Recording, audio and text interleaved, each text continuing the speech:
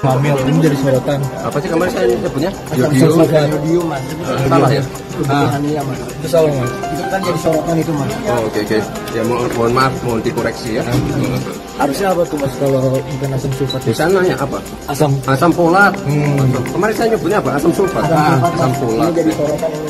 Sorry ya, maaf, mohon dikoreksi. Tapi ini jadi kayak itu loh mas, pesimis masyarakat karena Mas Gibran salah sebut dengan kemampuan.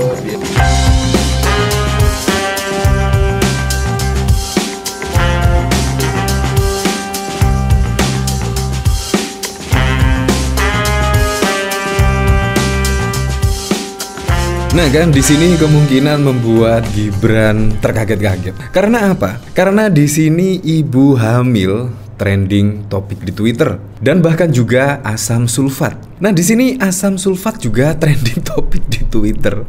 Nah, di sini menurut saya sangat lucu sekali ya ketika asam sulfat di sini tiba-tiba trending. Nah, tetapi di sini tidak menanggapi yaitu soal Gibran yang pada waktu lalu ibu hamil membutuhkan asam sulfat dan lain sebagainya. Tapi di sini justru dari Husnul Khotimah misalnya, yaitu bukan hanya di Bandara Balikpapan, tapi di jalan, di warung kopi dan di pasar Pak Ganjar disambut meriah oleh warga tanpa bagi-bagi amplop, tanpa door prize dan tanpa bagi-bagi susu mengandung asam sulfat. Makin optimis Ganjar Mahfud menang. Nah, di sini yaitu terlihat Ganjar Pranowo disambut meriah pada saat yaitu berada di Bandara Balikpapan. Nah, di sini bahkan di warung-warung kopi juga sambutannya cukup meriah sekali. Nah, di sini yaitu bahkan juga dikomentari oleh anak Lolina 2, isi kepalanya belum sembuh total sejak ditelanjangi di Monas lalu masuk PSI yang menu sarapan paginya susu asam sulfat.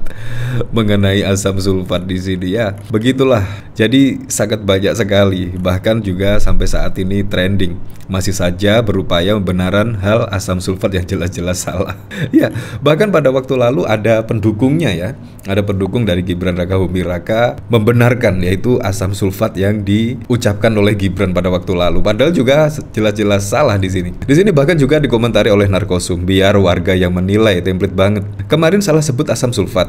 Maaf, mohon dikoreksi. Seharusnya apa mas? Saya nanya apa? Asam folat mas. Iya, asam folat. Seperti ini videonya. Jadi kayak di sananya apa? Salah ya? hamil ini jadi sorotan. Apa sih kemarin saya nyebutnya? Yodium mas. Salah ya? Itu salah mas. Itu kan jadi sorotan itu mas. Oh, oke. Ya mohon maaf, mohon dikoreksi ya. Harusnya apa tuh mas kalau bukan asam sulfat? Di sananya apa? Asam folat. Kemarin saya nyebutnya apa? Asam sulfat. Asam folat. Ini jadi sorotan ini. Sorry ya, maaf, mohon dikoreksi. Tapi ini jadi kayak itu loh mas, pesimis masyarakat karena Mas Gibran salah sebut dengan kemampuan. Biar warga yang menilai ya sungguh keren sekali. Di sini memang kita harus melihat betul ya, yaitu karakter dari capres di sini. Di sini kan terlihat ya, Gibran cukup sabar, cukup santun sekali dalam menjawab semua pertanyaan. Tapi di sini pertanyaan dari wartawan dijawab dengan ya seperti itu lagi. Biar rakyat yang menilai mohon dikoreksi, minta maaf dan lain sebagainya. Padahal menurut saya di sini kesalahan yang tidak perlu terjadi, apalagi di sini cawapres. Nah, dari sini bahkan juga masih banyak lagi, yaitu dari Narkosum sok-sokan mau debat pakai bahasa Inggris, bedain asam folat dan asam sulfat aja gak bisa. Di sini Nusron Wahid, Prabowo Gibran siap debat dengan format apapun, bahasa Inggris tanpa teks kami siap. Dan bahkan juga tidak hanya dari Nusron Wahid di sini, bahkan dari siapa itu namanya, dari Gerindra juga hampir sama, yaitu diinginkan yaitu debat capres dan cawapres bahasa Inggris. Tetapi di sini lagi-lagi membedakan asam folat dan asam sulfat saja. Nggak bisa kan, sungguh lucu sekali ya. Bahkan di sini yang pada waktu ramai diperbincangkan publik yaitu Ade Armando. Nah, di sini juga Ade Armando juga masih trending topik di Twitter, yaitu hampir 27.000 postingan yang mengatasnamakan Ade Armando, cuitan Ade Armando. Nah, di sini pasti Anda penasaran ya, ya, kira-kira bagaimana reaksi dari Ketua Umum PSI yaitu Kaisang ketika menanggapi Ade Armando di sini? Pasti Anda penasaran. Dan di sini yaitu ada berita dari CNN Indonesia, Kaisang tegur keras Ade Armando soal politik dinasti di Yogyakarta. Kira-kira tegurannya seperti apa? Pasti juga Anda penasaran. Sama. Nah, di sini dari CNN Indonesia. Di sini Ketua Umum Partai Solidaritas Indonesia Kaisang memberikan teguran keras kepada Ade Armando, salah satu kader partai tersebut yang berkomentar terkait politik dinasti di daerah istimewa Yogyakarta. Wakil Ketua Dewan Pembina PSI Grace Natali mengatakan sanksi untuk Ade Armando saat ini masih dilakukan pembahasan dalam internal partai. Namun sudah ada teguran keras dari Kaisang selaku Ketua Umum partai. Untuk sanksi masih dirapatkan, tapi sudah ada teguran keras langsung dari Mas Kaisang, kata Grace di Kota Malang, Jawa Timur pada Senin 4 Desember 2023. Nah, kira-kira Anda percaya nggak Kaisang akan menegur keras? Kemungkinan kalau ngobrol bersama Ade Armando pasti tidak akan menegur. Ya sama, saya pada waktu lalu juga tidak paham sejarah tentang Orde Baru.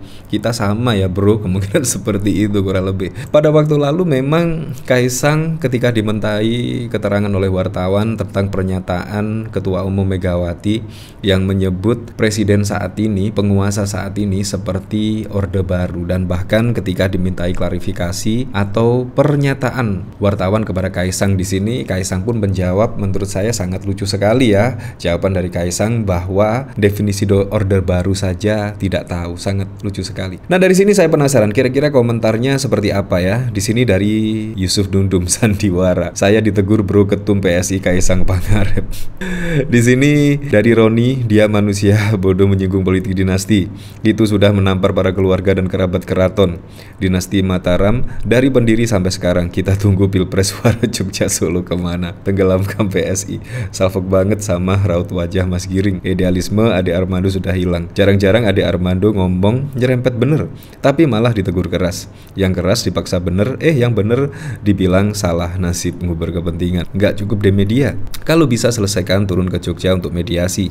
Ditanya Orde Baru aja bingung, bagaimana undang-undang khusus Yogyakarta?